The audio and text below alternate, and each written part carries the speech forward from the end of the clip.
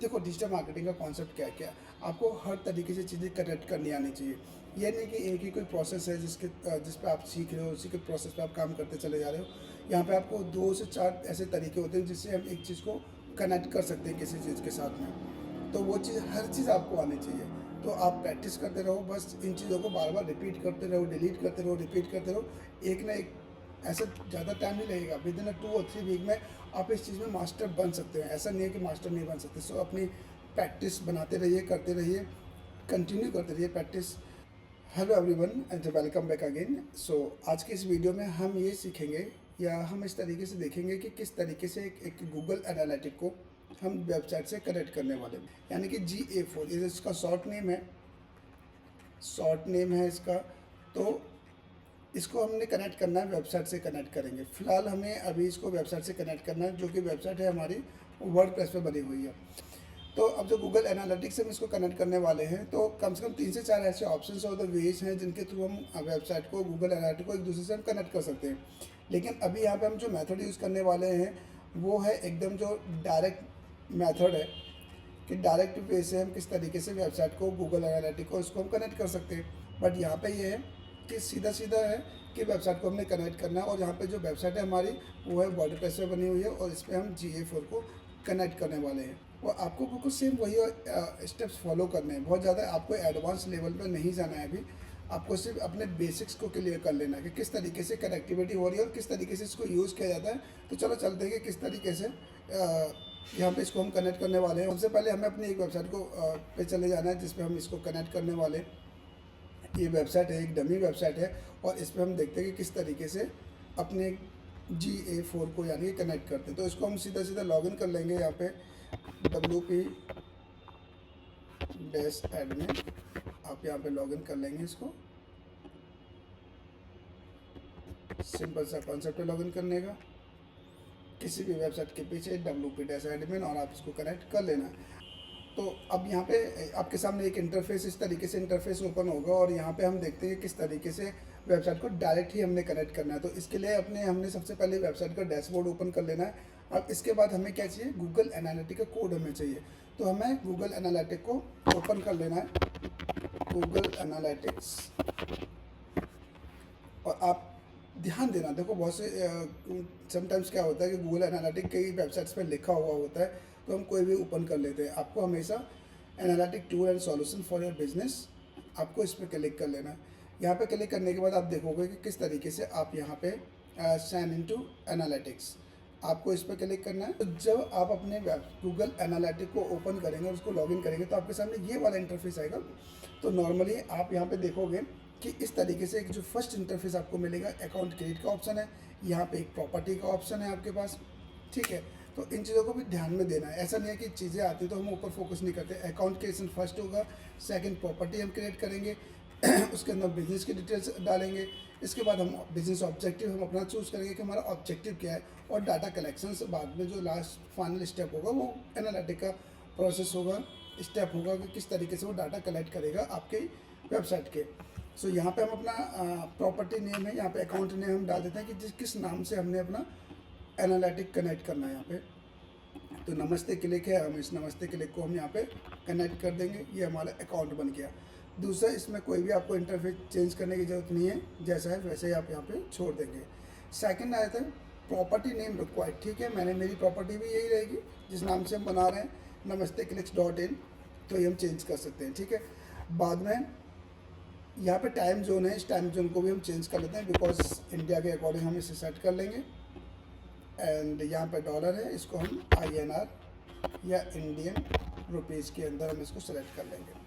इसके बाद आपको नेक्स्ट प्रोसेस पे क्लिक करना है, सेलेक्ट वन। यहाँ पे आपकी कैटेगरी क्या है हम वो डाल देते हैं, बिजनेस है या इंडस्ट्रियल है, जो भी बिजनेस है आपके उसके रिलेटेड निकाल कर सकते हो। और आपको लगता है कि नहीं मिल रही है, आपकी कोई कैटेगरी आपको मैच नहीं कर रही है, तो एक ऑप्शन और आता है नीचे, अदर बिजनेस एक्टिविटी, सेलेक्ट कर लीजिए। एंड जो आपका बिजनेस एरिया क्या है, ठीक है, स्मॉल, और स्मॉल में सेलेक्ट करने के बाद में आप इसको नेक्स्ट कर देंगे।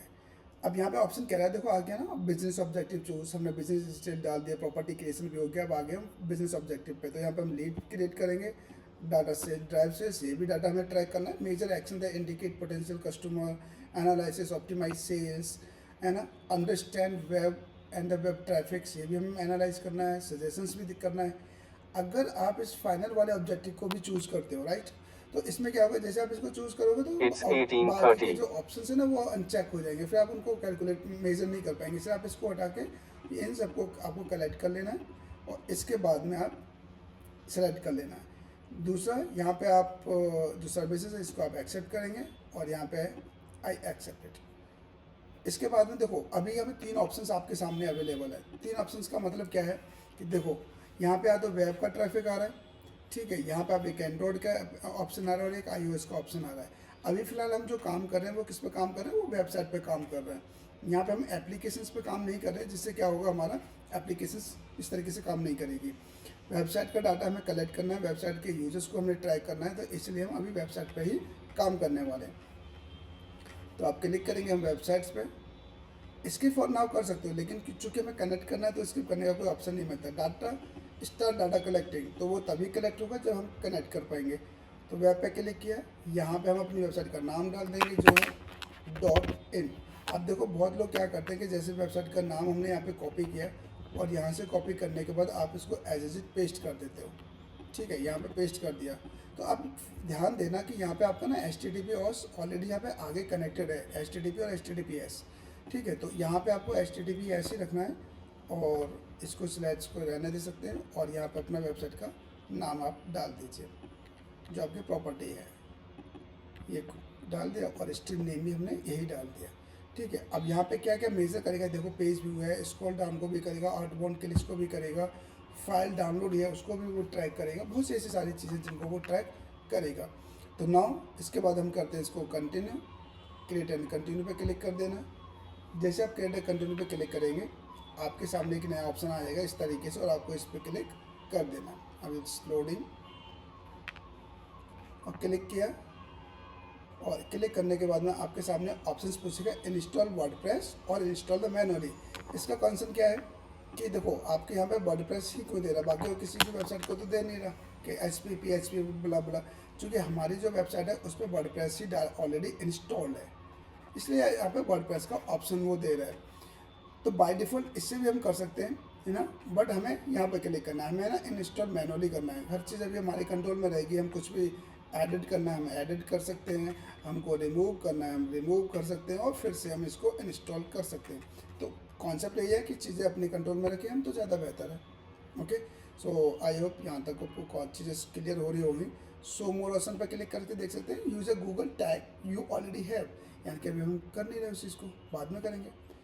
तो जैसे इंस्टॉल मैनुअल पे क्लिक किया तो आपके सामने एक कोड आएगा, इस कोड को मैं क्या करता हूँ कॉपी कर लेते हैं और वापस चलते हैं अपने वेबसाइट पे जहाँ पे हमने ये कनेक्ट करना है। सो वापस आ जाते हैं हम अपने यहाँ पे एक एपीरियंस मिल जाएगा और एपीरियंस के अंदर आपको फाइल थीम एडिटर, या तो आप एपीरियंस पे क्लिक कर दो तो नेचुरली आपको एपीरियंस के अंदर ही आपको एक ऑप्शंस मिल जाएंगे थीम फाइल एडिटर, यहाँ आपको क्लिक करना है और क्लिक करने के बाद आई अंडरस्टैंड का ऑप्शन। अब आप देखो यहाँ पे क्या होगा, यहाँ पे क्या होने वाला है कि आपके सामने header.php का एक ऑप्शन आएगा इस तरीके का, ये header.php, इसके अंदर आपको वो कोड को प्लेस करना है। और देखो यहाँ पे जो कोड प्लेस होने वाला है, अगर आप यहाँ देखोगे नॉर्मली किस तरीके से एनालिटिक के अंदर यहाँ पे लिखा भी हुआ है, अगर थोड़ा सा इसे जूम करते हैं तो ये लिखा हुआ है कि below this tag account copy and paste code of every pages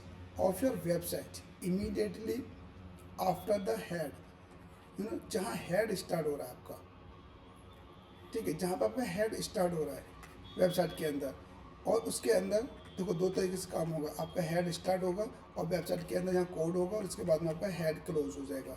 तो बेसिकली हमें क्या करना है, इस हेड के बाद में और इस हेड से ऊपर इन 2 के बीच में आपको अपना कोड प्लेस करना है। तो कॉन्सेप्ट ये है, आई होप समझ में आ गया होगा। सो ये कोड मैंने ऑलरेडी कॉपी किया हुआ है। इसके बाद में हम चलते हैं अपनी वेबसाइट पर जहाँ पर हमें कोड पेस्ट करना है, हमें जाना अपने header.php में, ठीक है। जब ये header.php के अंदर हम जाएंगे तो यहाँ पे हमें क्या करना है, जो हेड वाला यहाँ पे देखो ऑप्शन आपको दिख रहा है, यहाँ पे हेड क्लोज हो रहा है, उस कोड को हम यहाँ पे पेस्ट कर देंगे। सिंपल सा कॉन्सेप्ट है। या नीचे हेड क्लोज हो रहा होगा तो वहाँ पे हेड जैसे ये क्लोज हो रहा है, अगर इस या फिर यहाँ के इसके बाद में पेस्ट कर सकते हैं। यानी कि जो हेड आपका क्लोज हो रहा है उसके ऊपर पेस्ट करना है, और दूसरा ऊपर से भी आप पेस्ट कर सकते हो, हेड के बाद में पेस्ट कर सकते हैं। यानी कि जहाँ से हेड स्टार्ट हुआ है उसके आपको नीचे करना है, और जो हेड क्लोज हो रहा है उसके आपको ऊपर कोड पेस्ट करना है। So concept is that, I hope कि थोड़ा क्लियर हो गया होगा। और यहाँ पे हम इस कोड को क्या कर देंगे, पेस्ट कर देंगे। इस कोड को पेस्ट करने के बाद में हम क्या करते हैं, फाइल को अपडेट कर देना है। अब जैसे यहाँ पे फाइल अपडेट होगी, जैसे फाइल सक्सेसफुली यहाँ पे अपडेट होगी, और यहाँ पे आके आपको क्या करना है, वेबसाइट पे एनालिटिक में आना है, और यहाँ पे लिखा है टेस्ट इंस्टॉलेशन। ठीक है, जस्ट यहाँ से क्लिक करना है। हम चेक करते हैं कि इंस्टॉल हुआ है कि नहीं हुआ, एक बार टेस्ट कर लेते हैं।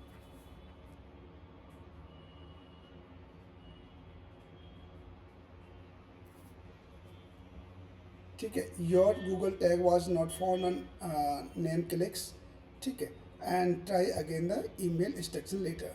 बट अभी ये कह रहा है कि आपका जो गूगल टैग है वो हमें अपनी वेबसाइट पे, आपकी वेबसाइट पर नहीं मिला है, बट ये थोड़ी देर में आप ऑटोमेटिकली कनेक्ट हो जाता। तो जब ये कोड कनेक्ट हो गया हमारा वहाँ पे, तो इसको आप सेटअप कर देंगे। ठीक है, आप इसे क्लिक कर देंगे, इस तरीके देखो ये ऑप्शन आ गया, नो डाटा रिसीव्ड, बिकॉज अभी हमने कनेक्ट किया तो डाटा ऑब्वियसली वहाँ पे आपको नहीं दिखाई देगा। इसको फिर आप कनेक्ट कर देंगे, और ये डाटा स्टार्टिंग कलेक्टिंग का इस तरीके से चीज़ें यहाँ पे आ जाएगा। करने के लिए डाटा कलेक्टिंग इज पेंडिंग, और कंटिन्यू टू होम पे क्लिक कर देना।